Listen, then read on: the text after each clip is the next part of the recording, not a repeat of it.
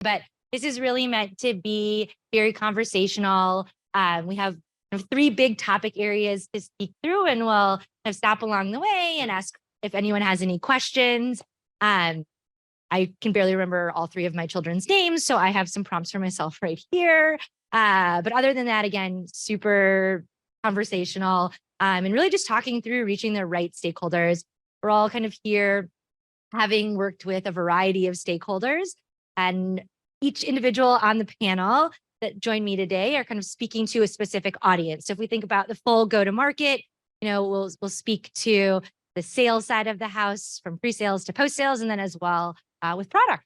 So without further ado, Jen Roberts, Director of Marketing Strategy at ServiceTitan. We are the fuel of the trades, if you will, the software of choice. And I lead competitive market intel and product marketing. Pass it to you, Clara. Thanks so much, Jen, and thank you all for showing up.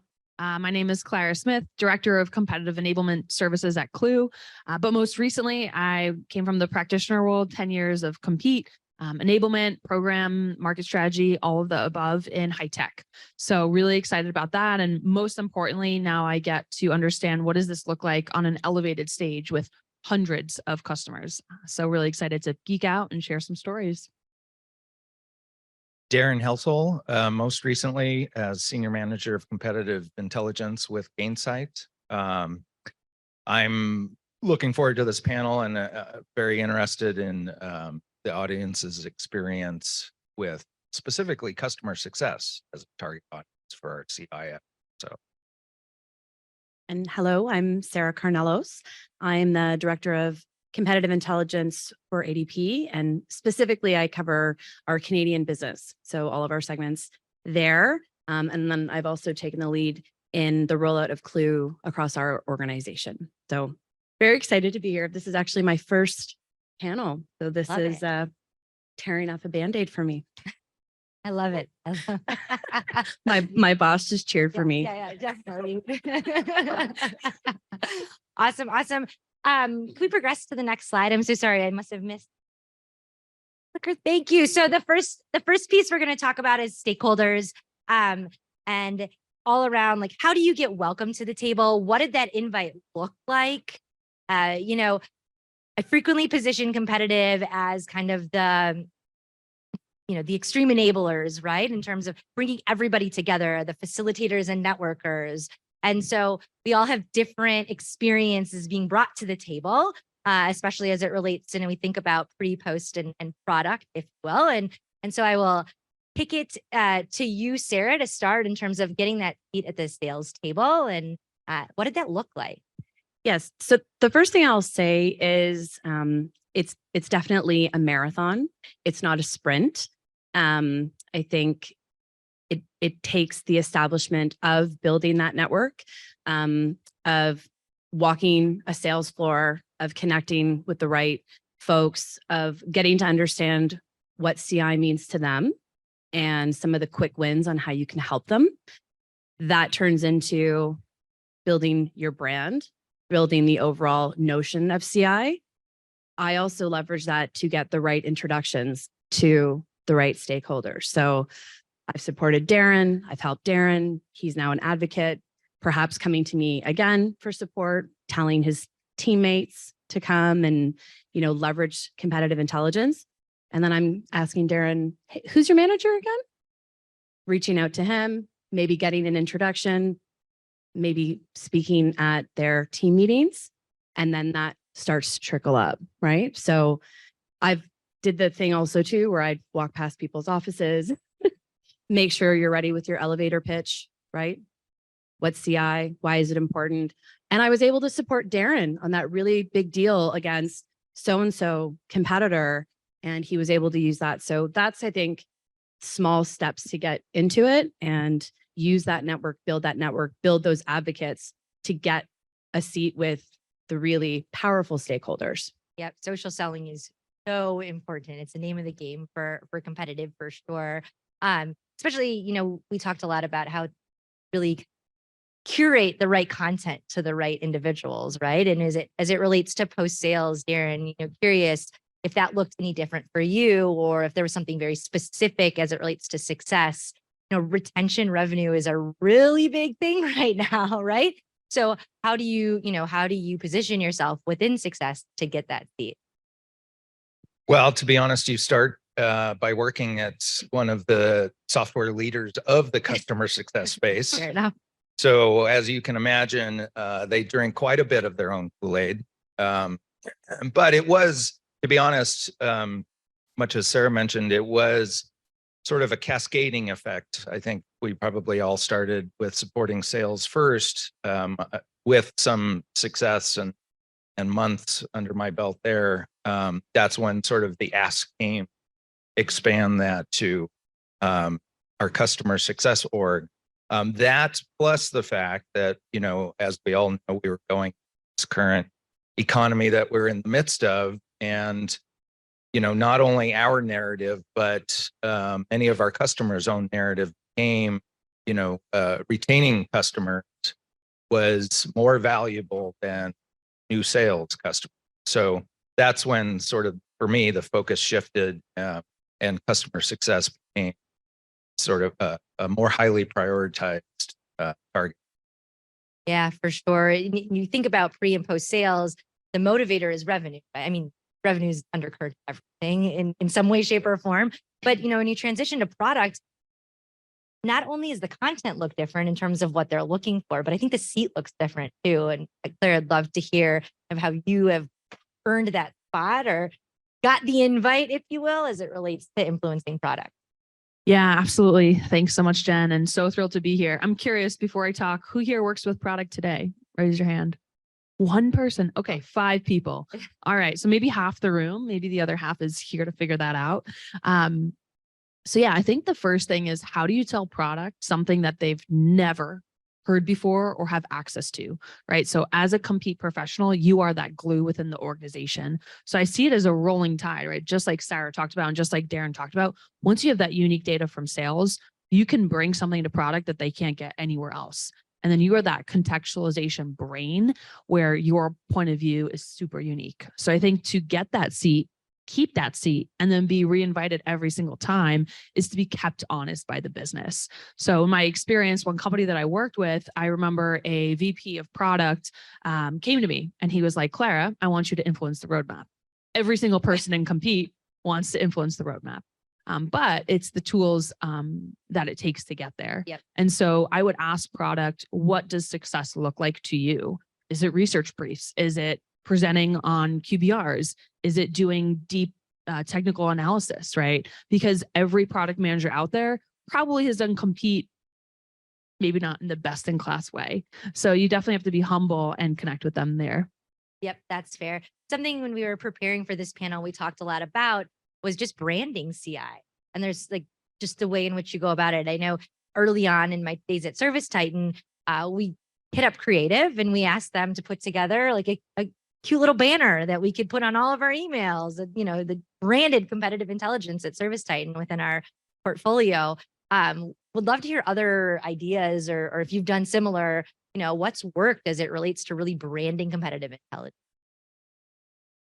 I too have leveraged a brand. The number of times I've been sort of a team of one, oftentimes, putting a brand out there, both to validate the work that you do to make it identifiable, but to also represent yourself as more of the network of vendors, a whole host of different change agents and various teams across the company. The branding piece certainly helped. And, starting with the branding piece on something that goes as broadly as possible, like a newsletter, for instance, is a great way to boost that awareness because, typically, at least in my experience, we ran more of an opt-out program with our newsletter. So I started really broad and I included all of pre and post sales product. I mean, I probably annoyed some people on how broad I started, but they had the opportunity to opt out and we did have some of those.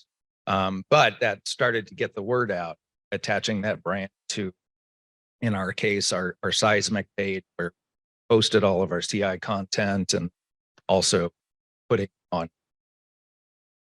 was a great way to kind of nobody does leave behinds anymore in terms of sales collateral, but it was kind of a nice little leave behind in terms of raising awareness across a disparate group of stakeholders.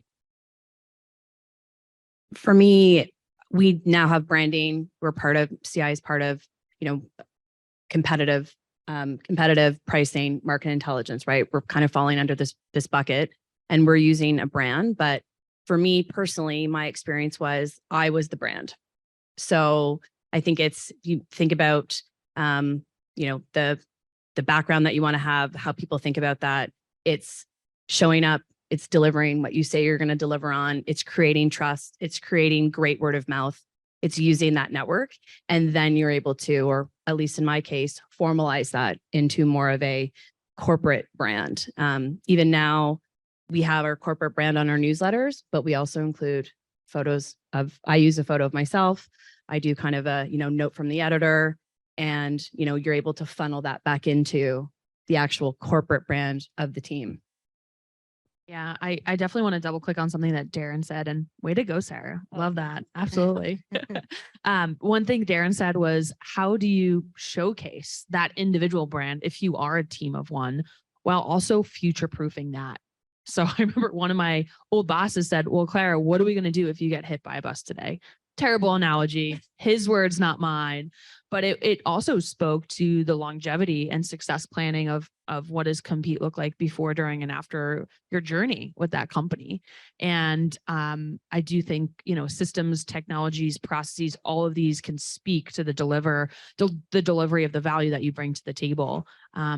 So it's that fine balance of like branding yourself, branding what Compete offers, and then enlisting every single person in the company that they're also part of the Compete team, and that they need to keep you honest and you check them and keep them honest as well.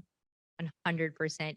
You bring up a good point in terms of what success looks like, right? When you get that seed. And I'd love to know, just like, what did it look like when you are like, yes, I've made it. Like we've made the brand. Like, I think back in early days at ServiceTitan, for me, it was our CRO slacked me direct.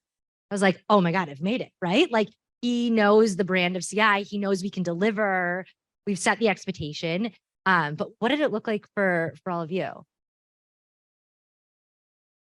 Well, Put Darren on the yeah. I had an unusual experience because from day one, Gainsight, being the leader in customer success, it takes a very adopts a very open culture.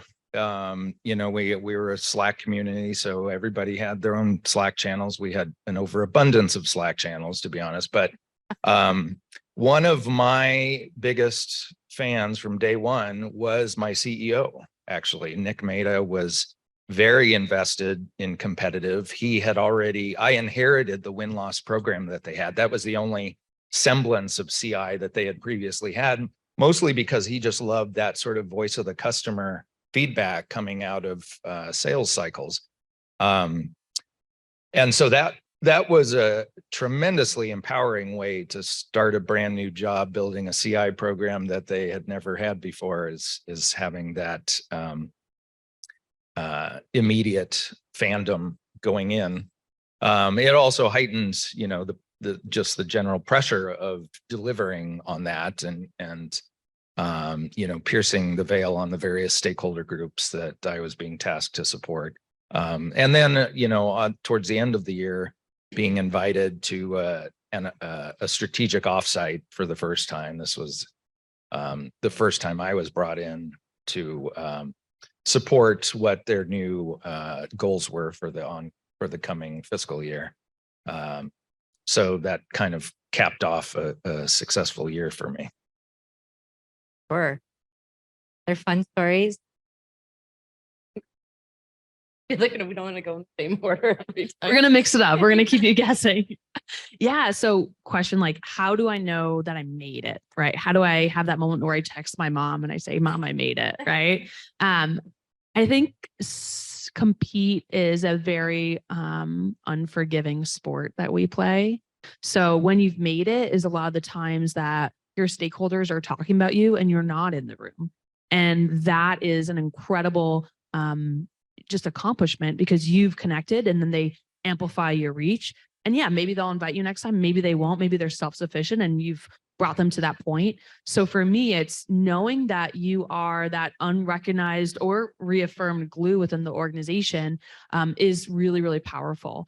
And then also to be humbled by the industry and by competitors and come to conferences like this to understand, like, how do I calibrate with other compete programs out there? That's super, super important. So like, yes, you've made it, but will you make it again tomorrow or in a year? You know, that this community here, I think ensures that. Yeah, I would add to both of those points. So for me, it's yes, you got invited, but I would also say celebrating all of the successes. So, you know, ultimately for me, it was the Canadian leadership team being invited there, having the time, generating discussion. So not just going into the room and talking at the group, but presenting, sitting back and hearing kind of what they have to say, and then delivering, you know, some notions around what could happen or what should, you know, what you want them to be thinking about, generating ideas about. So that's a big one. But then also being asked to come back and it being a thought process. So not just kind of, I'm sure we've all been in a situation where it's, hey, you know, we're meeting, the meeting's in 2 days. Can you put together a summary? Can you put together, you know, what we've seen? It's more of a thought process. That CI is part of it. It's an expectation that it's going to be part of that conversation. For sure, for sure. I think for me, a big part of it too was once I got them to get compete into their goals, right? So think about like adoption on a CI platform on the success side, right? That's been a huge push. It's part of our success team's OKRs now. We want them in Clue using it or whatever platform you're on a regular basis. And that can be a battle too, because you have the differing needs of the folks that have been around for a while versus those that are net new to the landscape. But you know, that's a huge success, but there's a lot of trial and errors to get there. And you know, it's double-sided in the sense that we also have to latch on to their goal. And so would love to hear, you know, from the group, how you've worked to align those goals so that you continue to get the seat at the table, because you really underscored the importance of your presence there. Who's going to go first? You want to go? Sarah keeps putting me on the No, spot. No. You don't want Yeah, no, all good. I would be happy to. Thank you for the honor, Sarah. Next time I'll just call on you. Yeah, please. You could do that too. All good, Jen. Yeah. So I do think understanding what is that unique data, whether that's contextualization, whether that's point of view, whether that's win-loss, whether that's the latest thing in your technology, is critical to getting that reaffirming seat. And I remember one CEO that I worked with, very, very well known, had a monthly sync with him, right? And he always said, like, what is the board of directors going to ask me that is going to completely catch me off guard? Right? Where are my blind spots? And whether they're true or not, or validated or not, that consultation, one, shows me that I've made it. Two, shows me that that person was humble enough to not be blind spotted by the market. And then honestly, to your question, Jen, I think getting that reoccurring seat shows the culture of compete within your organization. That's an incredible pulse check for you. And we heard so much about strategy in all the earlier keynotes, but at the end of the day, I'm a huge tactical proponent of how do you make sure that you are in the field and understanding what they're going through, to empathize and to know at the end of the day, your CEO cares about market share and revenue. Right. And it speaks to kind of the points where we brought forward on the slides. We were very slide light. I didn't want slides at all, if I'm being honest. They convinced me otherwise. No, I'm kidding. But nonetheless, it's really about speaking to the stakeholder, right? So if you think about the buyer and the customer that you're serving, you know, as you align to those goals, whether it's their goals or you get into their goals, serving them and raising that awareness is a huge piece. I don't know, Sarah, Darren, if you have trials and tribulations here as well. Yeah, I mean, I'm going to jump on this idea about raising awareness. So I think it's one thing to align and make sure that you know what's important, but that you're bringing the visibility on the things that they might not be thinking about, and quite frankly, some of the things that they don't want to hear, and being ready to work to get realignment on some of the areas that they see as opportunistic or the future path for the organization. Now, it doesn't have to be a crazy massive shift, but if this is really our focus for the organization, and yes, buy-in makes sense, let's also be aware of this activity that we're seeing and these things that are happening. And perhaps it requires a little bit of a tweak. So we're not, jumping in without our eyes completely open to what's happening outside of our walls. It's been interesting these last couple of days. There's been a number of references of, your sales force as puppies. I heard that first. And then your sales force as, I think, goldfish at one point. I heard that as well.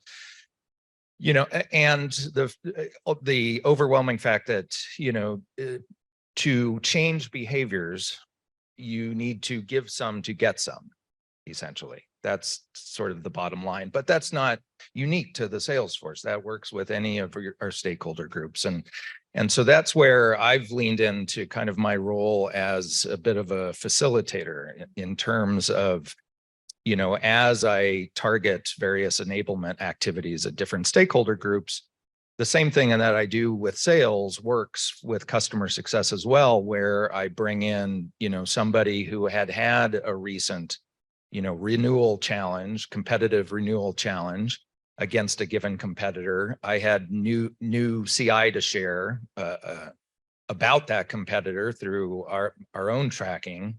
And I sort of brought the two together, and that gives them an opportunity to highlight a success of theirs in that renewal process. And it also suits my goal of continuing to enable on our competitive sets and what might be new in the field. And people respond very positively. I mean, sometimes it can be hard if it is an unsuccessful renewal to recruit those folks to talk about it. But, it's if you have kind of an underlying sense of teamwork at your organization, even those losses can be very insightful and valuable for them to share. And they appreciate that spotlight. And, it sort of activates them for being, more sets of eyes and ears on competitive intel that we might grab around the organization. You bring up a really good point about elevating, and right? Like if you think about pre-sales and post-sales, at the end of the day, we talked about it, revenue motivates them, right? It's not just about the competitors they're encountering in the market, they're also competing against each other, right? For that pipeline number and AOP and all the great jargon that's used around revenue. But nonetheless, when you have the opportunity to elevate them, that's really when they come. That's that organic, like, champion seller for you as well. So it's an awesome tidbit. Sarah, earlier you mentioned, when we were talking about building awareness, the drive-by, right? Like you pop into someone's office. Well, fast forward a few years, we're all working in very different environments, right? And so what does the drive-by look like virtually? So we use WebEx chat in our organization. And so I would say, you don't need to wait for an invite back to a big meeting or, wait to, have a presentation. Sometimes you learn something, you can kind of dig into it and send off a note. Email also works. Jump on a WebEx chat.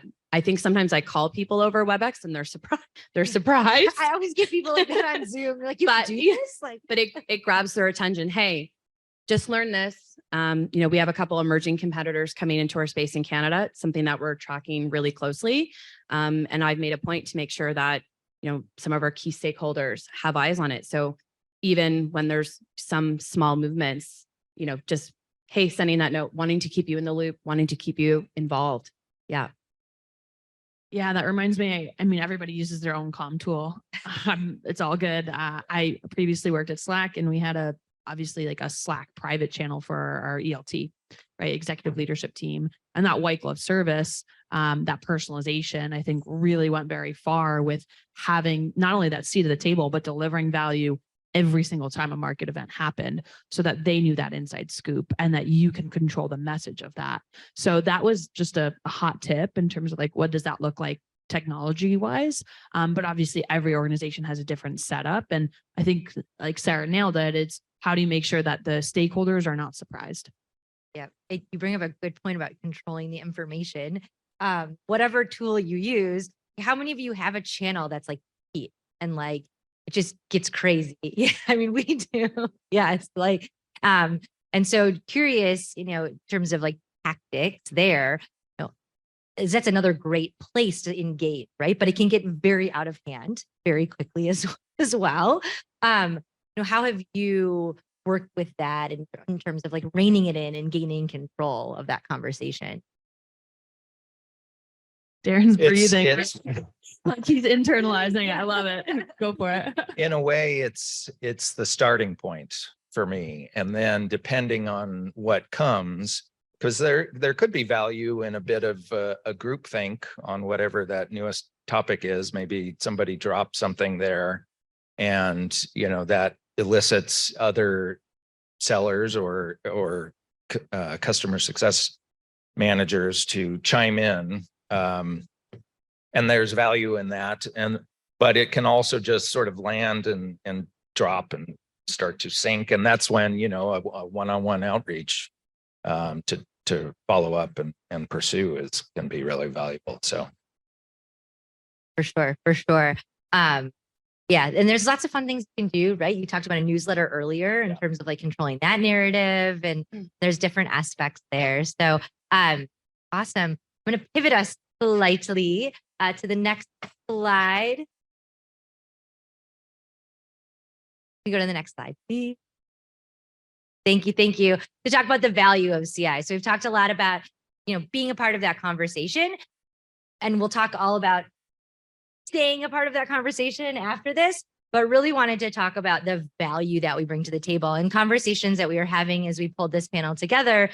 It was all about the different value pieces we bring. And yes, there's deliverables. We've talked a lot about those, I think, within the last 3 days in terms of win-loss reporting and battle cards. And we can get tactical and talk about the type of content we're bringing to the table to show that value.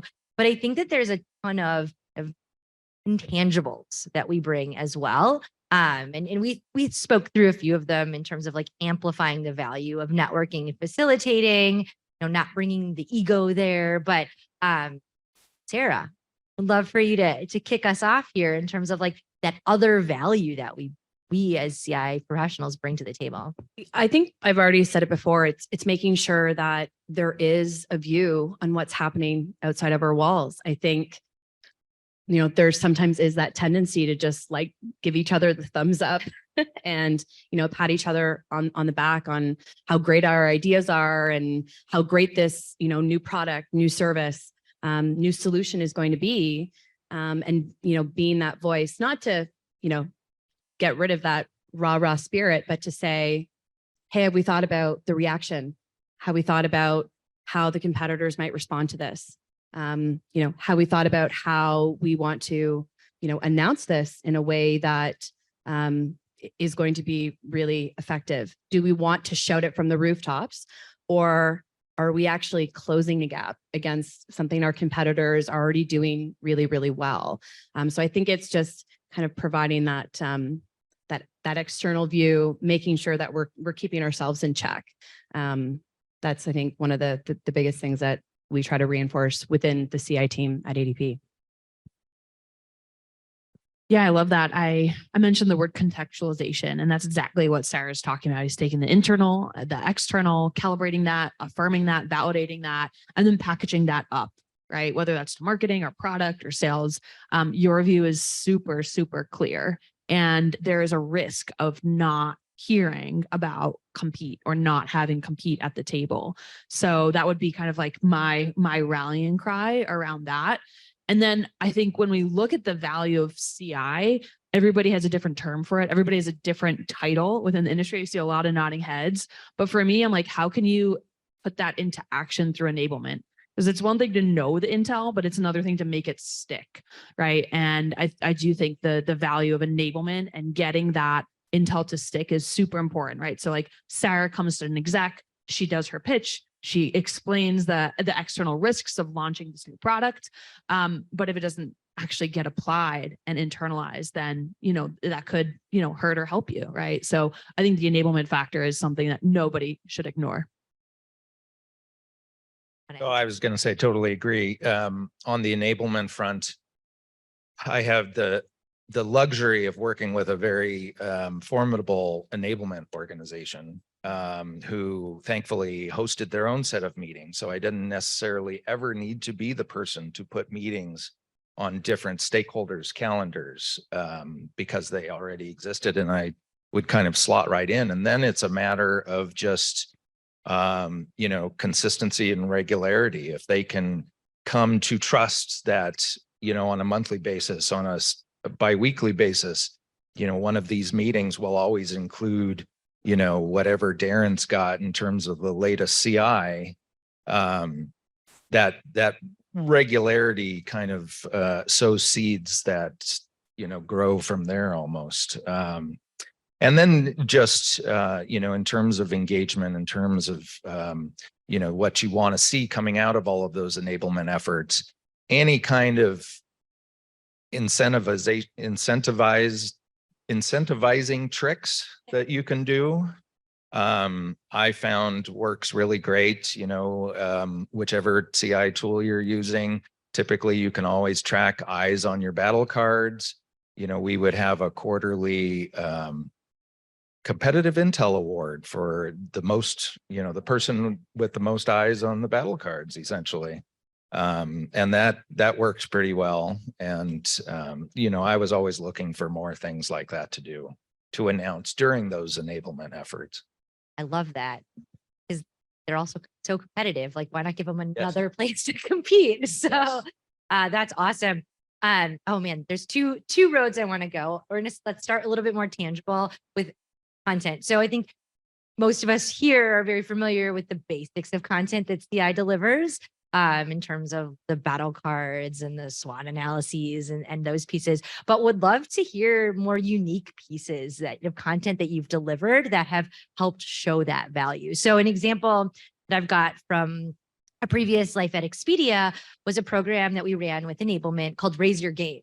And so we would do like a little podcast, and they were like 3-minute snippets, and bring in sellers or success managers who effectively used CI, and they would share their strategy. Was it something that the customer said that triggered them to pull in CI? When did they decide that they needed to use this talk track? It's very tangible how-tos. I can tell them all day long, right? But they need to hear it from their peers. And this gave us a really raise your game. Like, why wouldn't you want to raise your game? We're going to increase your revenue, right? Again, tapping into that behavioral psychology of outcome and value. Just curious if there's other examples of kind of deliverables that you've all provided that were maybe a little bit outside of the realm of the traditional CI package. We did something similar. So we started, I like to call it a pseudo podcast because it wasn't live. We would record it, which we called Coffee for Closers. And the audience was sales. And we did that. We brought in, various sellers, whether they were having success against a specific competitor, and asked them to share their feedback, right? So then it's not me talking to the sellers about the success that they would have. It's them listening to their peers about strategies, about what they can apply. We've also used video instead of the notion that people are going to read through something. So, whether it's myself or other members of the team that are getting on and recording a 2-minute video, hey, here's a competitor A 101. If you, remember anything, remember, these couple things. So that's, really kind of proven to be successful for us. I think the last thing that I've done is on all the R&R calls, typically various sales associates will get recognized. Hey, Darren had a huge win. I reach out directly sometimes to those sellers and say, what were the circumstances of this deal? How did you compete? And then give that DM the recognition. Hey, this is how they use CI. It helped them. And sellers like to get recognized. They like to be in the spotlight, at least in our organization. And so it kind of encourages other folks to want to get that kind of similar recognition as well. For sure. I'd love to hear your takes on product, because that's one I'm always struggling to tap into. It's always the depth of information, right? Like they want more and more and deeper and deeper. And so, yes, you can do, product deep dives and whatnot, but would love to tap into like what else you've delivered to product. 'Cause they're not your battle card consumers, right? At the end of the day. Yeah, absolutely not. I mean, you can do a battle card per persona, per department, right? It can evolve, it can have different names. Totally understand that. I think when you talk about delivering value to product, it's really critical to ask your audience, how do they digest that information, right? How does the information plug into what they're currently doing? So back to my enablement shtick that I said before, it's how do you enable product to actually use that information? Because anybody can deliver something to product, but does it actually stick? And that's where I think Compete goes from a service organization to a partnership organization. And that's really when I can tell that I've moved the needle. So to answer your question, I wish I had like an absolute artifact or template that every single person here could download. But I would say like, know your audience, understand what they need. I remember at Welcome Company, there was actually a workflow that we set up within our collaboration tool. And that was a way that we tracked product gaps, right? So anybody in the company could submit a product gap, but then what do you do next with that gap analysis, right? And that's where the ranking and also the Compete lens comes on it in terms of this is critical, this is not critical. So you have the field validation and then you have the Compete layer, and that it ends up being extremely important to them. Yeah. For sure. For sure. It's interesting.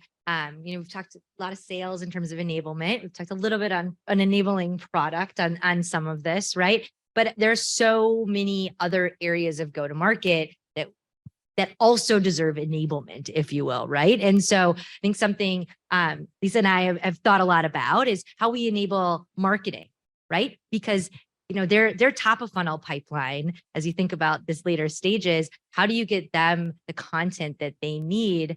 And yeah, it does come down to like consistently showing up and providing that message and re-enabling them on how to use the tools.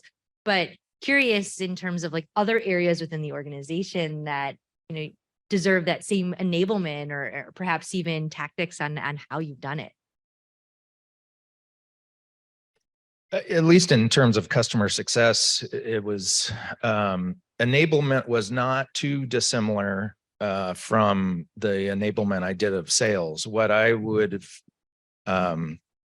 describe as kind of a unique approach, especially as I got my support for customer success started within the org, is I kind of leaned into a type of deal support that is kind of unique to customer success during a renewal cycle, because chances are your customer success org knows exactly what the pain points is that their customer is having with your product going into a renewal cycle. Hence, they're talking to a competitor. And as soon as that emerges, it kind of kickstarts a dialogue both amongst the various customer success managers involved in the account, but also the account manager. To some extent, if it needs to go that far, it also includes the sales and the SE owner of that account as well, and it becomes a big group thing. And that's where, from a competitive intelligence point of view, me leaning into those opportunities, despite the fact that, in the long run, it's not really scalable. And I would seek to do this through other kind of self-serve ways. Leaning in, can help me help them identify based on their pain points with us, but also what they might find attractive in that competitor, exactly what the kinds of key differentiators are that we should be leveraging within that framework.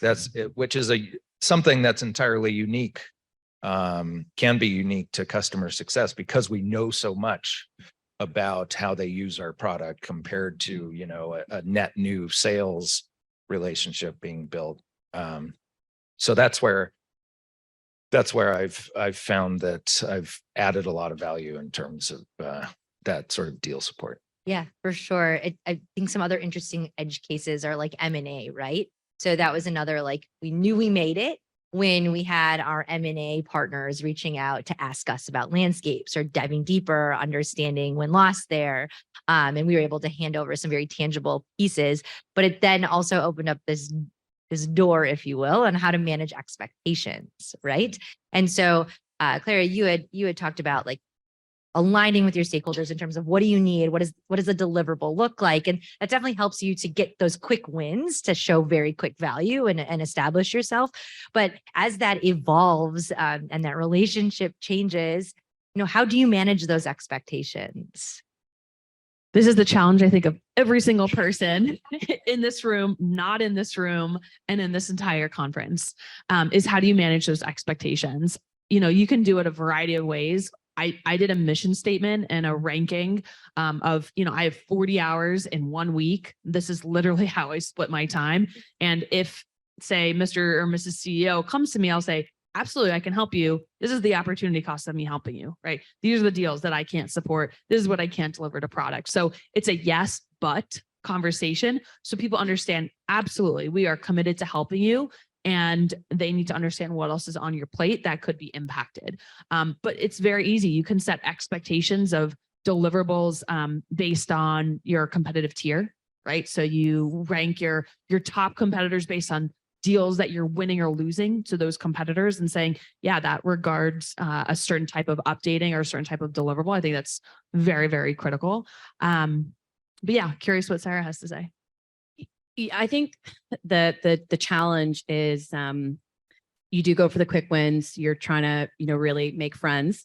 And part of making friends is saying yes to certain things. And I think as expectations get higher and higher, you have to be more comfortable in pushing back, but also asking questions about the objectives, right? So, and it could be a very senior person coming to you. They want something. I think it's very critical to ask why, what's the purpose? What are we trying to achieve? Who's the audience? What's the bigger picture? And I think sometimes the innate response is, the president's knocking at my door and wants a deep dive on competitor X or wants whatever the case might be. Can we manage the expectations by saying, what are really the expectations? And that is very difficult. And it's something that we still struggle with now, especially, when someone very important is saying, we need this tomorrow, sometimes you want to maintain that relationship. And at the time it's, okay, let's just rally together and do it. But yeah, what I would say is the encouragement of pushing back and asking the why around that. There's for sure strategic yeses, right? So, and I don't think any of us will ever get away from that. But Claire, to your point, it's like, okay, yes, but then what gets deprioritized, right? And a practice that we picked up from our old VP who came from BCG was memos. And my team probably would never want to hear this word again, and Lisa is laughing at me because I make everyone, if we kick off any initiative, there is a memo that accompanies it. And this memo answers the why, so that not only did we have outlined what we've agreed to, it's been sent to them. We shared the approach to it. So, because there's always those who give feedback on the approach after the deliverable, right? So that's been outlined, and the outcomes are very clear. It's literally 3 pieces. Like, what are we solving for? How are we approaching it? What are the outcomes we're delivering? And then when we pass that deliverable over, being able to show that we delivered on exactly what we aligned on, and the impact that we delivered has been immeasurable. So I will beat on the memo drum all day. And it doesn't have to be exhaustive, but I think it's really shaped our organization to be oriented more towards that business partner who is delivering outcomes, not just, over here doing CI and delivering all this great content in a vacuum, right? For sure. Awesome. Okay. Next slide, please. Promise I'm only gonna say it like one more time. So appreciate it. Awesome. So pivoting into keeping that seat. So we've talked about the awareness piece. We've talked about the value we can deliver to prove it out, but how do we keep that seat at the table? I've talked a lot about with my team about how, look, as we scale as a company, because we're in that hyper growth mode, right? To getting closer and closer to dressing up, if you will. And so a lot of the conversations that we want to be a part of are going to happen with or without us, right? As you streamline to scale and all prioritize around similar things. And so how do you ensure that you keep that seat there? I'll just lob it over. I mean, I would fall back on something I said earlier, which is the consistency and regularity. It has tremendous value for your target stakeholder audiences. A lot of stakeholder groups, customer success being one, can be very tactical groups. They rely on schedules. They rely on a stepwise process. They rely on playbooks with regard to all of their interactions with customers. And so, to the extent you can kind of slot into that with regularly scheduled drops of new deliverables, it kind of speaks their language in a way, and it becomes almost a comfort factor in terms of what it is you provide, and then just continue to have an impact on their especially during their time of need. I mean, they are not like sales. They are very personally uniquely different than sales, and so anytime you can contribute and you can make an impact and you can have an effect on one or more customer success managers, it tends to resonate, I find. I would say you also have to push yourself to continue to look for opportunities for CI to make an impact. I think we all get really, really busy. And we do have certain deliverables that we've agreed to, right? Newsletters going out once a month, and, this note is going out to sales, and here's our commit. And we can measure all those and, check mark off that we've met what we said that we were going to meet. But are we actively going out and looking for opportunities to support other groups, whether it's, marketing, service, looking for opportunities, looking for new information that perhaps other folks within the organization are not seeing. So I think that's also part of it, looking for the opportunities to insert competitive intelligence, and where ultimately that's going to continue to trickle up, right? And invite you to other tables. Yeah, no, you bring up a good point, one on scale and then one on education, right? Because, you bring the questions to the table, and you have to get them to keep getting you there to ask those questions, right? And so there's this huge education piece and change management piece. There you mentioned, moving from the reactive to the more strategic.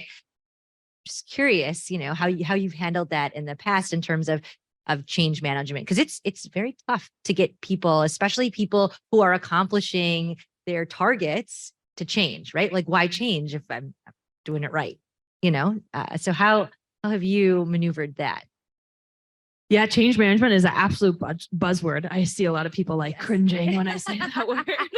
Digital transformation is another one of those.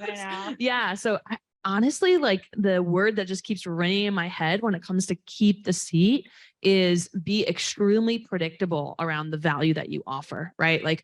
Have them understand the value that you bring and show up every single time. Send that monthly newsletter, send that win-loss report, do that roll up in that Slack channel so that they have that drumbeat of you in their face every single time. That's a way that you keep the seat. And then most importantly, you can create some FOMO, right? Some fear of missing out, not only amongst the sellers, right? But amongst your C-suite, amongst top leaders, where they make the introductions for you, right? So just like Sarah said, yes, we're going to keep this seat. But what happens if there's an organizational shift and we need to reprioritize that seat, right? And I see a lot of advanced and really incredible practitioners in the audience who I know have done this really, really well. So it's almost a game of musical chairs too. It's not just one specific seat every time. That's very fair. That's very fair. You also both bring up a great point about when the table changes or there's FOMO and more people want CI because, CI for everybody. How do you scale that?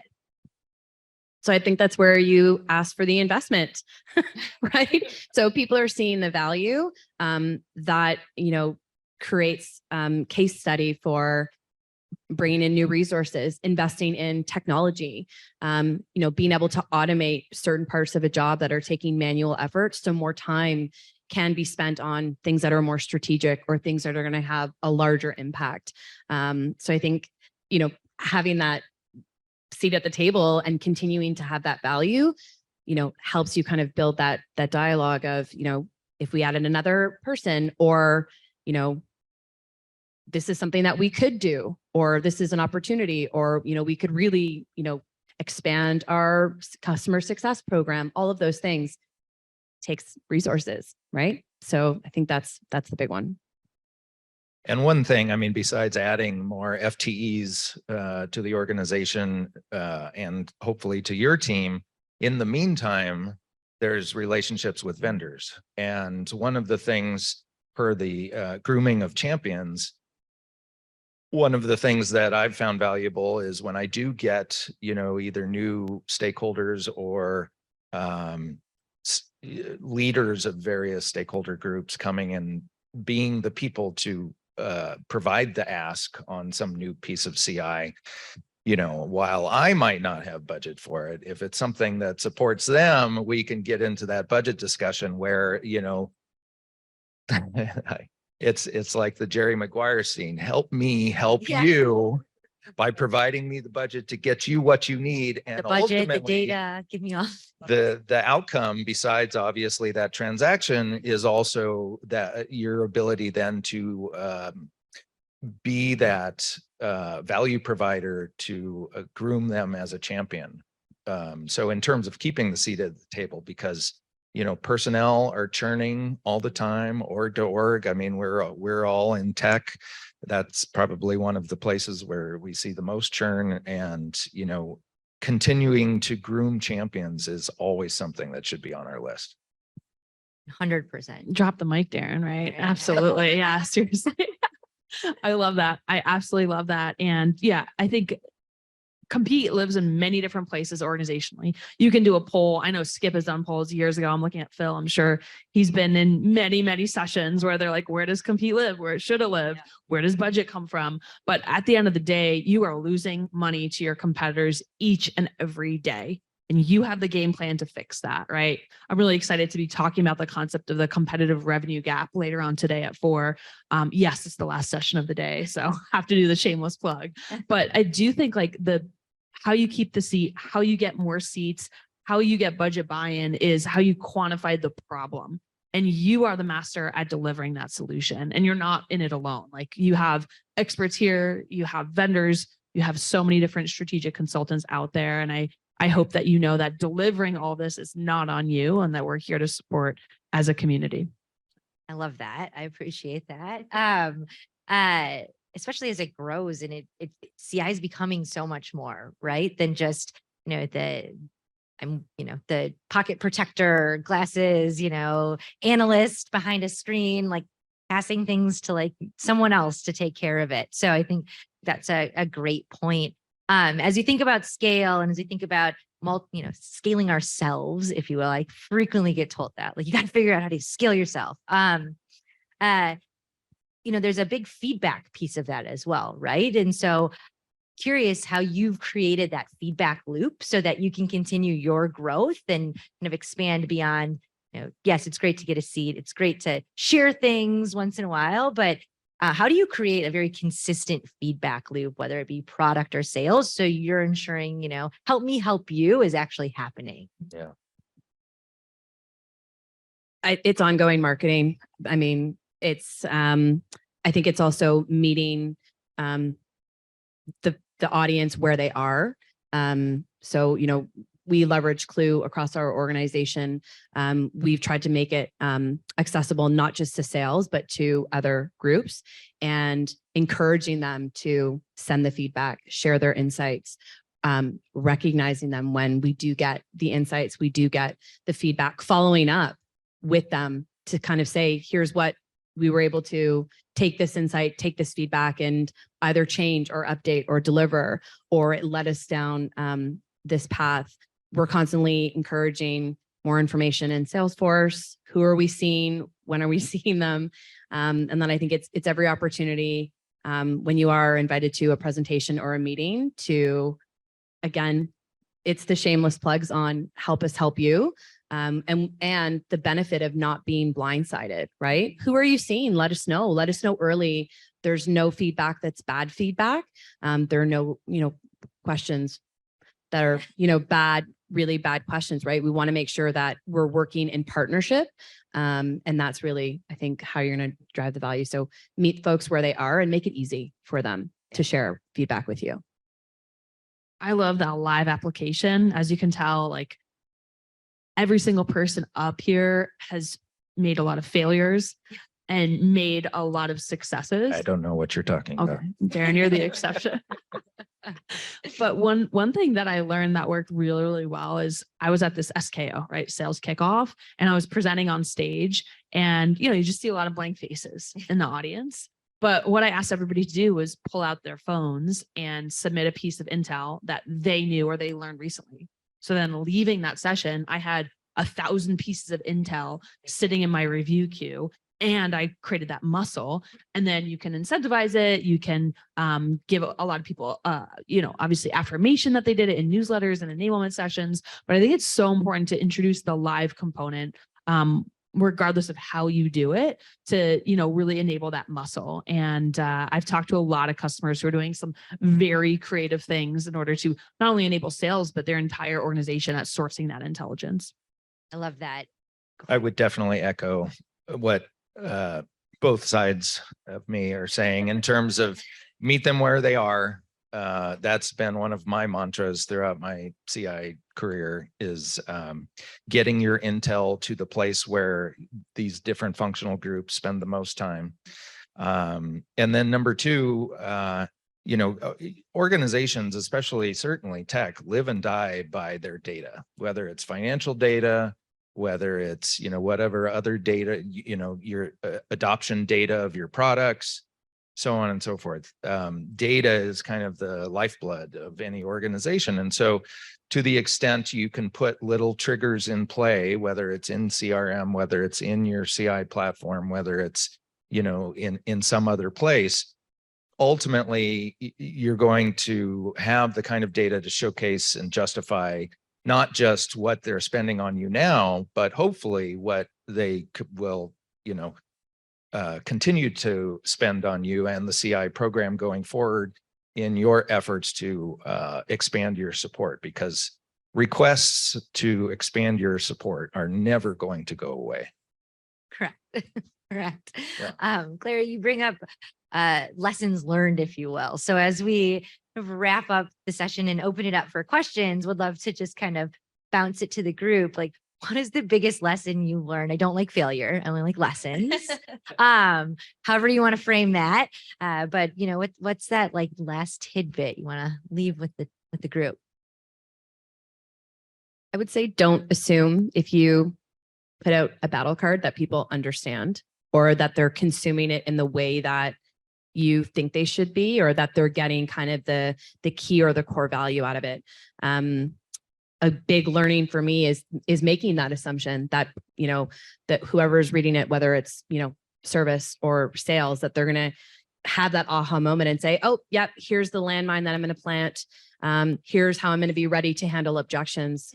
And so, what we've done is really provide a little bit of that handholding, provide some of that training. So it's not just, here's the great content, here's all the great information it's telling you. It's going that level deeper on, here's how we recommend leveraging this information.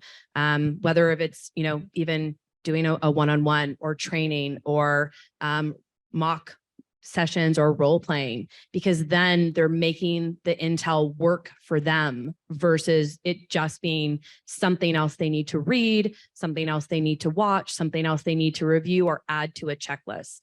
It's giving them the tools on how to make it work for them. It's such a good point. We've talked a lot about enablement, but it's not just enablement about the competitive content. It's enablement on how to use that to their advantage, right? Like, battle cards mean, if we took a survey about your battle cards and what they look like and what they mean and how they're used, I bet we'd get different answers. Consistent, there's going to be trends, obviously, but different answers across the board, right? So, you have to re-educate, enable on even what a battle card is within that organization and then get to the content. It's a fantastic point. One more thing I would add is be open to feedback and be open to change.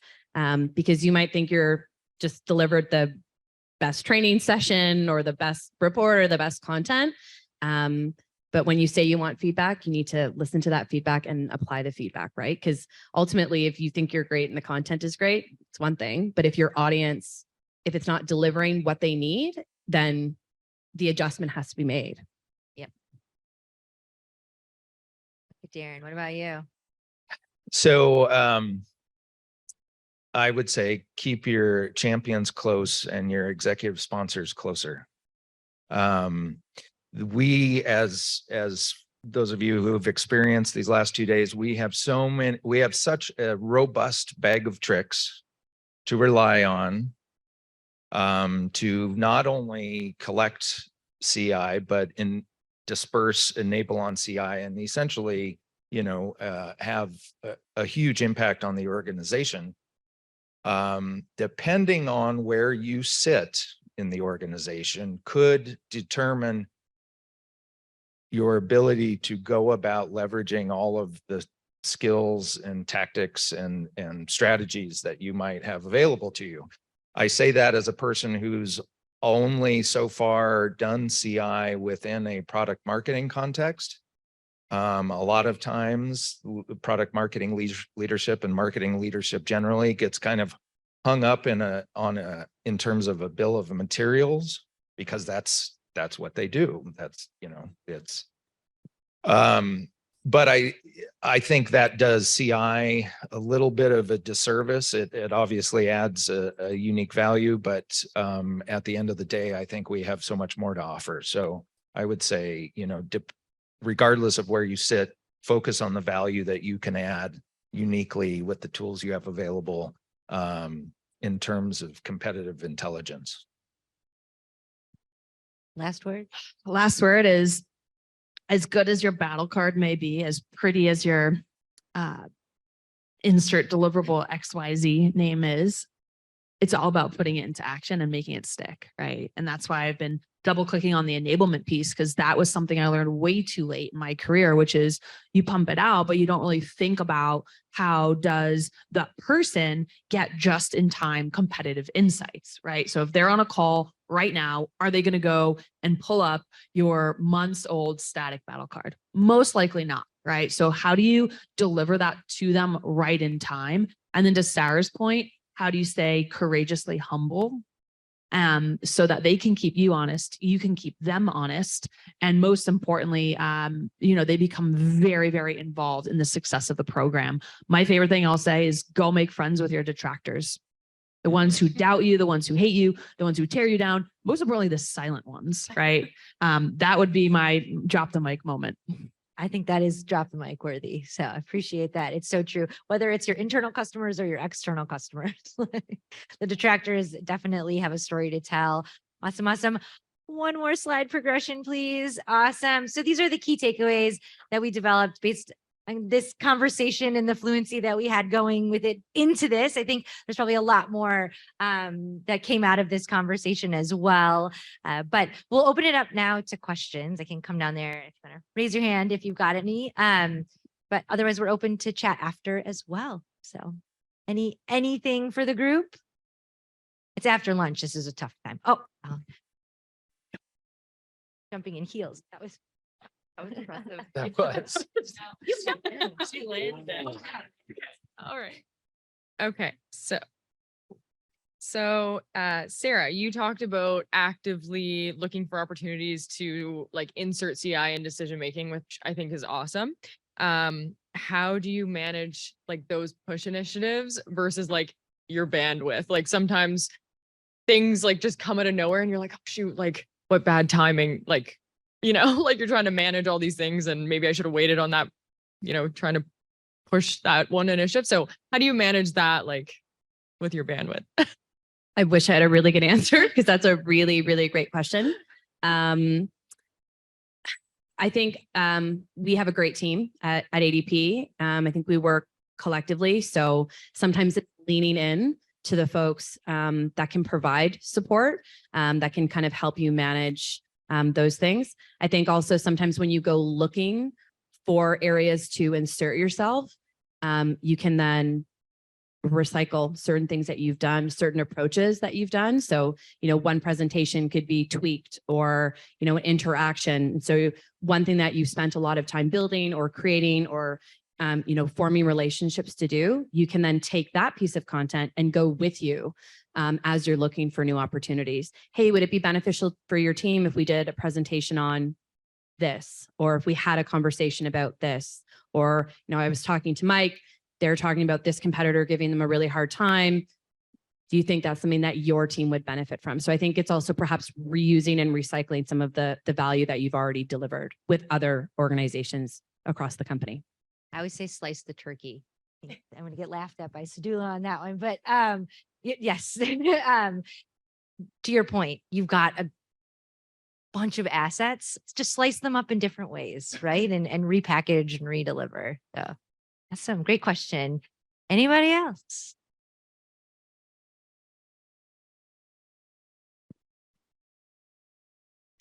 I have a question. Just, I know every industry is different, every company is different, every team is different, but from your experience, how do you balance reactivity with proactivity? And like maybe a percentage, like do you 50-50, 60-40? Like what do you find is successful as far as like, there's a strategic element of CI and then there's like I have to deliver tacticals and, things like that. So in your positions, or ideally, what is that balance between reactivity and productivity? That's a really good question. So similarly, I don't mean to reframe your question, but the other thing that's been posed to me internally recently is offensive tactics versus defensive tactics. Yeah.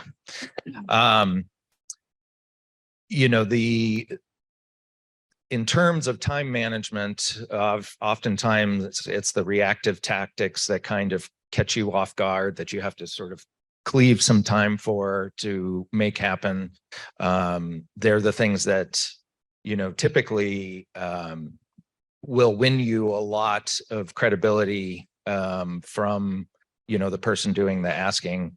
I mean, to be honest, I lean a little bit more into those opportunities, maybe in a 60-40 kind of way compared to the more active things. The more active things / the more proactive things, you can schedule.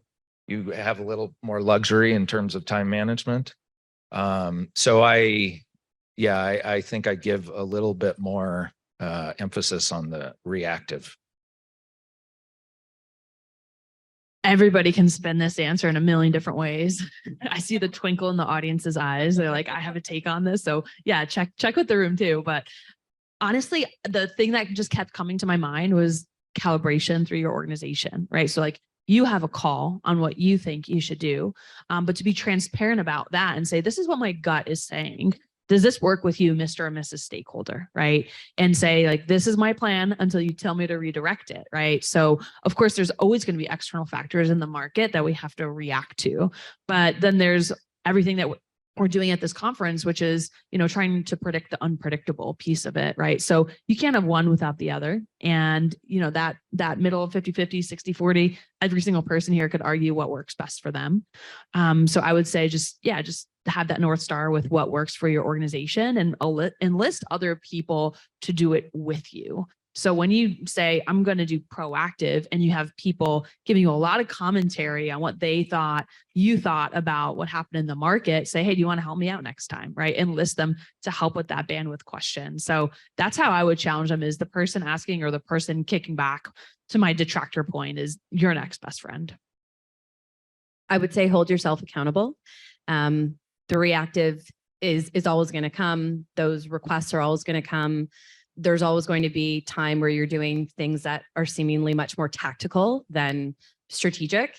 And so it's really up to you to make sure that you are dedicating that time, whether it's, you know, reading a report or listening to a podcast or, you know, wherever you're getting that information from. I like to block time or try to block time, a certain amount of time every week and dedicate it to that. So you don't necessarily, you know, I think it could be really easy just to be reactive all the time and focusing in on that tactical. So I think it's really holding yourself accountable and then, you know, getting other people involved, whether it's your manager, a colleague, booking time to, you know, review and that sort of thing. So yeah, keep yourself accountable, which is not easy, but who else is going to do it, right? A great question. Question, Okay. making you work for it. I know. Oh, you didn't say, yeah. Yeah, no, I just want to comment on the proactive versus reactive because that was a big theme for my team last year. And something tactically that really helped us was to spend more time with our stakeholders to try and to understand what were the routines, what were those meetings, what was triggering some of their questions. Because once we did that, we were able to map out throughout the year when we should expect the most questions coming our way, because there was probably a decision-making forum that was going to happen, and anticipate some of the broader themes, and actually move some of those reactive to being more proactive and truly identify what were ad hoc things that were coming our way. So that was one tip. I think we'll have you up on the panel next year. Right? Yes, thank you. Anything else? Awesome. Well, we're around. Really appreciate you taking the time and spending it here with us. Thank you, panel. That was a lot of fun. Thank you. Thank you, Thank you. everybody. Thanks for coming. Oh, take